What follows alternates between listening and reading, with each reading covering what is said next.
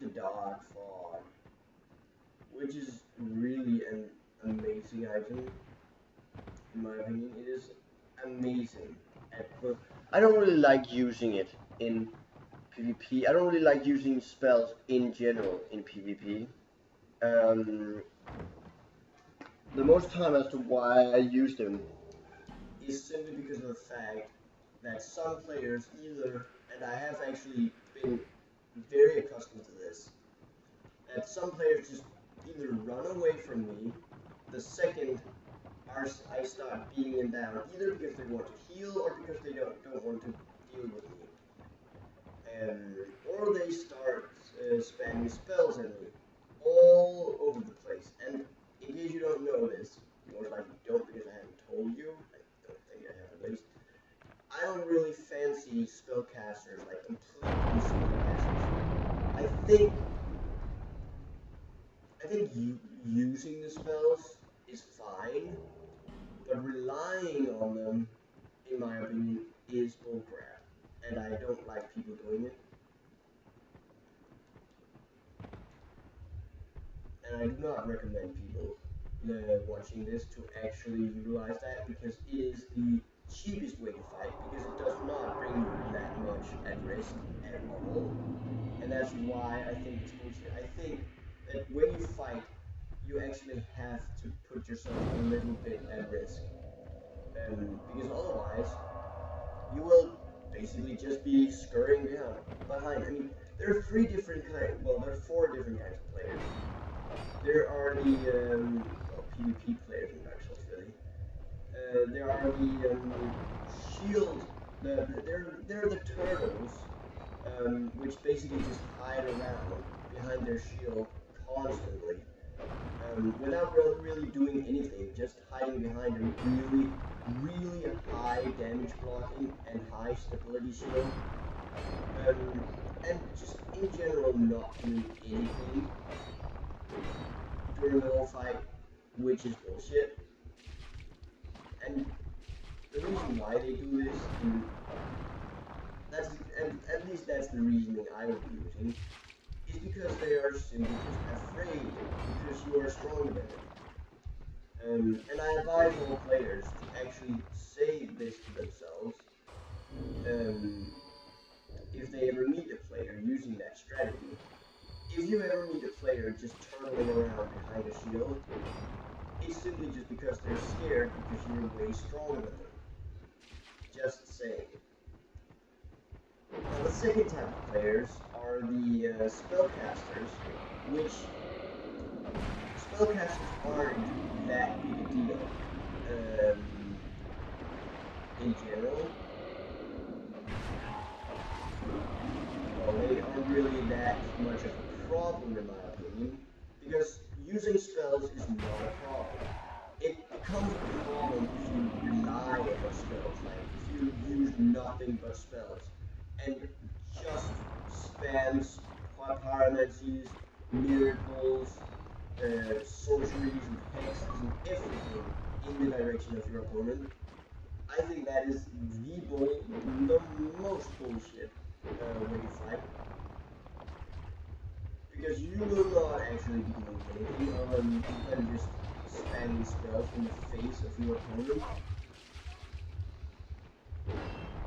And I cannot approve of that strategy at all. And the third type of players in Dark Souls is are the healers, which actually play the game pretty good. They aren't that bad, but as soon as they start losing after the fight, they will be relying on just healing.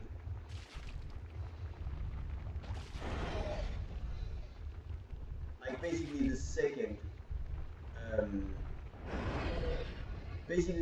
they start losing the battle, like when they have less than, or say, 10% health or something, they just say, you know what, fuck it, and they just go all out and just heal immediately.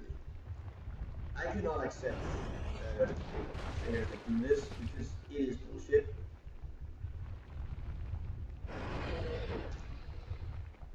I mean, healing is fine, but you need to actually either not be in a PvP battle or actually be like in general I cannot accept players that just heal in a regular PvP battle because I think that a PvP battle is supposed to be fair against all,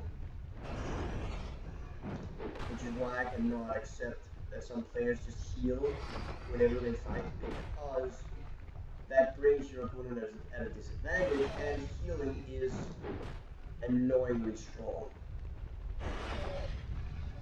in this game.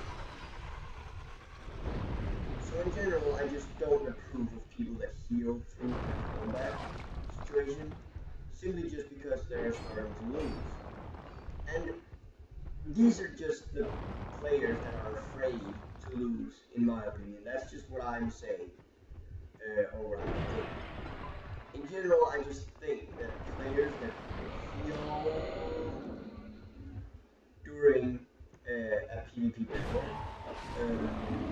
are just players that, in general, are scared shitless because they're about to lose.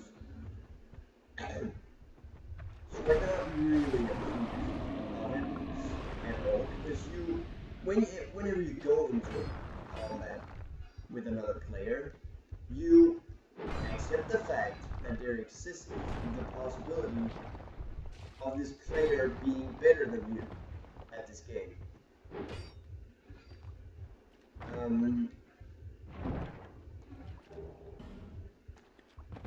And I don't really see the reason why anyone would heal because someone is better than them.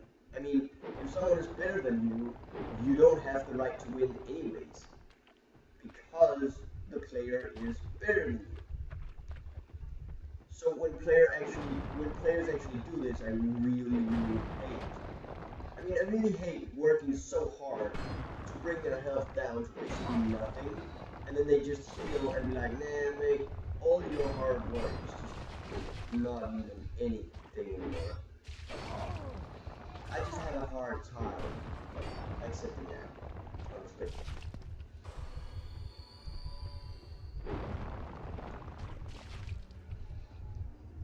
I really hated that stage for so long. Come on!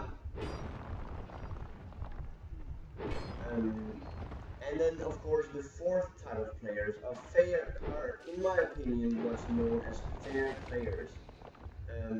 Players that don't heal during combat, players that don't use miracles, well, don't rely on spells and surgery and all that other crap. Players who don't like just walks around with their high stability shield up and tries to do like that. Don't really do anything. I mean, these are the kind of players that I like in PvP. I don't care if I lose to them. As long as I meet them, I'm still happy. Because meeting these players gives me hope that there is still good players left in the Dark Souls kind of community, or whatever you call it. And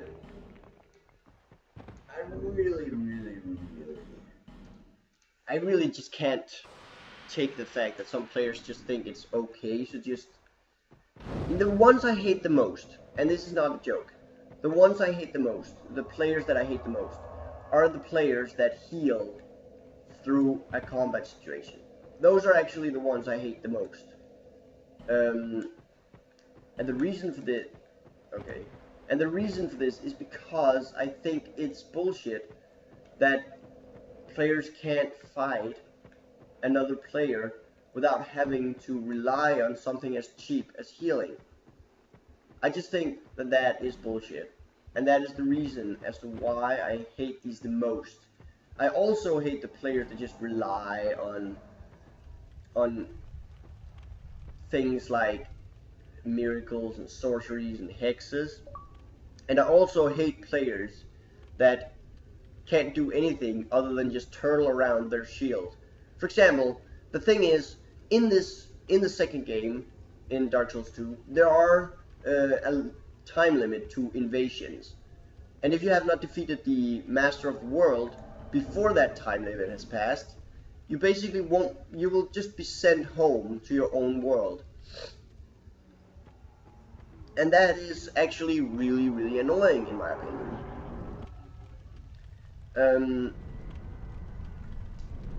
Because if you meet a player that basically just turtles around, if you meet a player that turtles around behind a Havel's Great Shield, which has like basically the highest mixed damage reduction from all sources at the same time, if you meet one of these players and he just turtles around the shield, you most likely will not be able to kill him before the time limit has passed, and you'll just be sent home to your own world. And that's what I think is bullshit. But now I'll be concentrating a little bit, because we just entered the domain of the Rotten, the last great word, I think.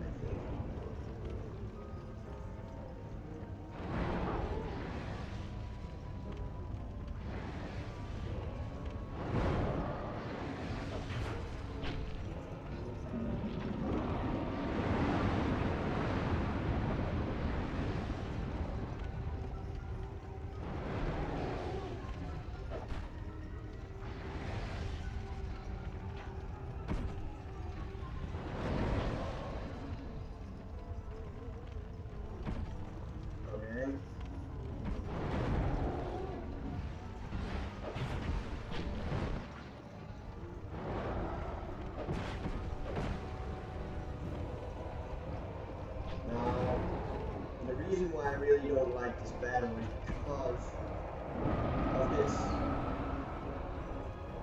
You will do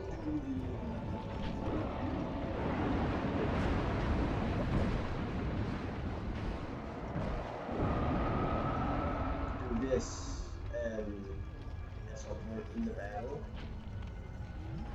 which can be trouble. And look, all my core stones have basically died already. Lone Hunter Smith is basically dead. Oh shit, yeah, Lone Hunter Smith is dead. It isn't too bad though.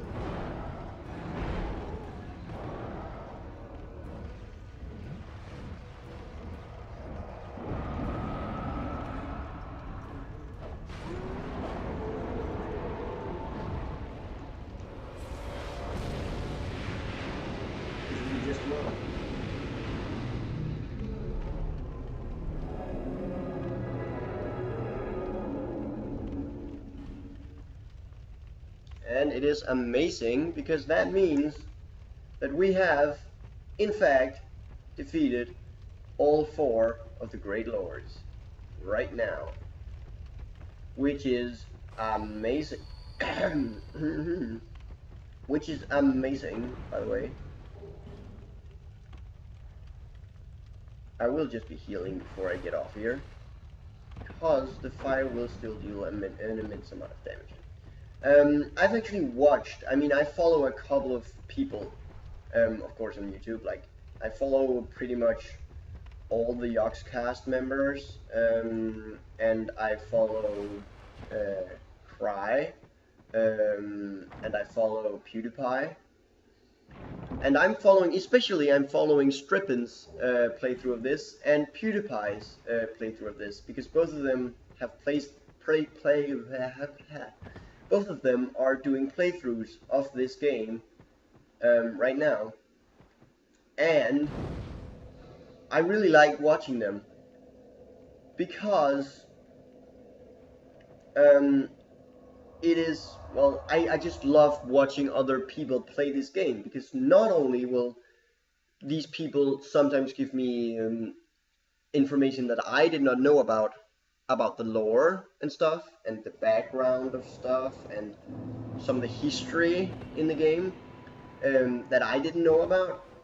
Some of these players, like Strippin, he's actually really into the lore, and he is given a lot of pointers to the lore, which I really enjoy, because most of the things I didn't even think about or knew about before he actually said it. So whenever I'm referring to anything related to the lore here in Dark Souls 2, expect me to have heard it from Strippin. And, well, the reason why I'm watching PewDiePie so much is, of course, because he is a hilarious Let's Player. I mean, he is just one of the funniest out there, in my opinion. He knows how to edit a video so it is hilarious for you to watch. He knows exactly how to act in front of the... Well, I'm not saying he's acting, because his reactions might be legitimate, but he knows how to kind of make them seem funny. That's what I'm saying. And I remember when I watched PewDiePie's playthrough of this, and when he was fighting the Rotten, his biggest problem with that boss was actually that the boss kept knocking him into the fire pits, so the instant that he got up, he got killed by the fire. And that is a really annoying feature that that boss has, and I, the first time I played it, fell into the exact same situation a bunch of times. And the only reason why I beat him in the first try this time is simply because I've played the game so many times before. I've completed it so many times, I've killed the bosses so many times. That is the only reason why I'm able to do this so easily. Well, at least some of them so easily. And I also blame a little bit of it on luck. Well, because you have to have a certain amount of luck in this game. No interest. To be able to actually get through the whole boss battle things. But yeah. Let's have a look. We got the Great Club down there, which is actually an amazing weapon. So far, I have yet to determine which of the two weapons, the Large Club or the Great Club, which of those two I actually like the best. Because the Large Club features a little bit decreased damage, but a higher boost, a higher damage bonus from strength, whereas the Great Club features more damage, but less of a boost from strength. So I'm not sure which of them I like the best, but I will be, you will most likely be seeing me using one of them, at least one of them, and maybe I'll even dual wield them.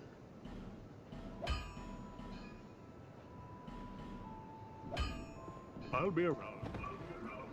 Actually, one thing that I will just be doing is going to this one and say, hey, okay, I can only buy, okay, I will just be buying 20 of them then. Because you do use these quite regularly, and I will buy all of these. Visit me again. You would? Because I think I might have an idea for my next setup through the game.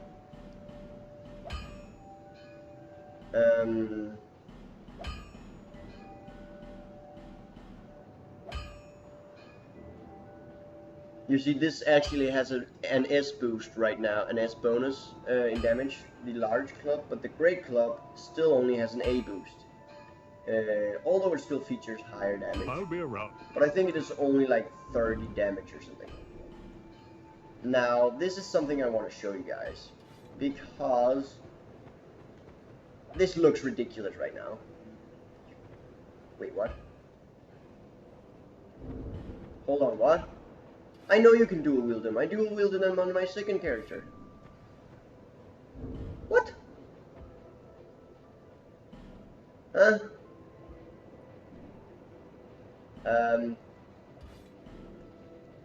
What? I know you can dual wield them because I dual wielded them. I dual wield them. I'm not even kidding you around. I literally dual wielded them on my last character. That might have been the other then.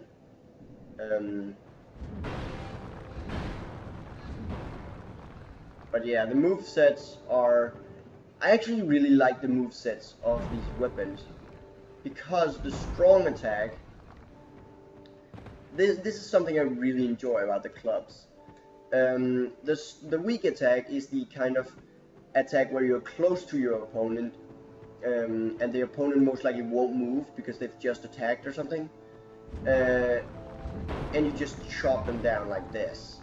And I really enjoy that attack because it's just, especially when I duel with them. I mean, this is a slight bit slower if I'm correct, whereas this is a slight bit faster because you keep chopping them down like that. And the strong attack of the one-handed version is just like that kind of really the attack that's just really suited for dead angling. Bam. And if you if you two-handed, this turns into the great attack for dead angling.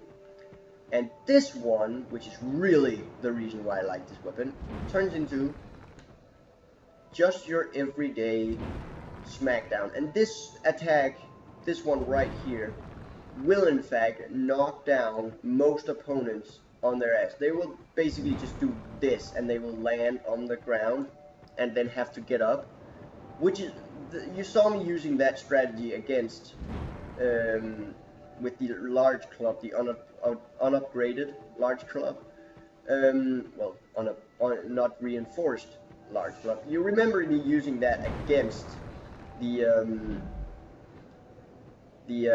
Miracle Woman, the Wonder Woman that I mentioned earlier. And I just kept keeping her pinned to the ground. And because I was wearing the Chloranthy ring, I kept recharging my stamina just in time to be able to use it again at full stamina. So I just kept knocking her down. Unconscious, well, not really unconscious, but I kept knocking her down, which basically meant she would be out of submission.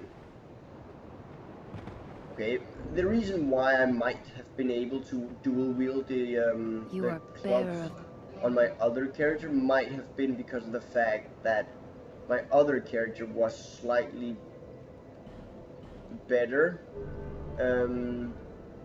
Had a slight, well, my other character has a really high level, so maybe the reason why I'm capable of doing that is because, but you see the difference here.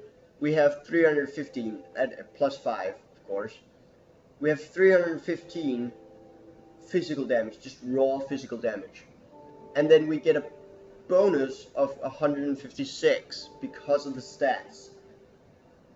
And on the large club, plus 7, of course, we have 306 damage, just raw physical.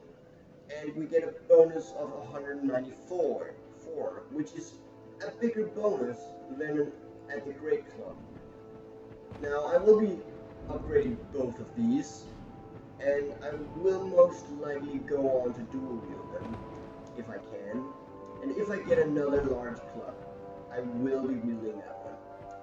I will be dual wielding the large clubs, because I really do enjoy the large clubs. What? And I also really like the reinforced club, but that was only in Dark Souls 1. I really didn't like it that much. I didn't really use it that much in Dark Souls 2. And to finish off the episode, of course, we have good old Sublime Bone Dust. And I think that this is actually a really good time to end, because we have again defeated a lot of souls. We've gotten a lot of souls during our time now. Defeated all 4 of the Great Lords. The Lost Sinner, the Old Iron King, the Duke's Deerfryer, and the Rotten. And I think that we are getting a really great, I think we're getting along pretty good. So, thank you guys for sticking around for this long. I mean, the next thing we're gonna be doing is we're going to, most likely, in the next episodes, we're probably gonna go back to talk to that guy. We're most likely, first things first, we're most likely gonna go back to the Shaded Woods to free the NPC. That'll give us boss souls, and we'll most likely also go back to the place where Vengal's head is, and talk to him to see if we can get some of his epic items, because I do like his items. I do want to have his items just as a fallback, because they might be awesome. I haven't really used them that much, so I'm actually excited about seeing how they will work on this character. But other than that, we will be going to go back to the Shaded Woods, of course, to free these two guys. And then, I think we will be unlocking the Winter Shrine. Unless you guys want me to actually beat up the, if you guys want me to beat up some of the bosses that we haven't defeated, such as the Royal Rat Vanguard and the Royal Rat Authority, and we might also be looking at some PvP at some point. But for now, I think that this should suffice. So thank you guys for sticking around, and I'll see you next time.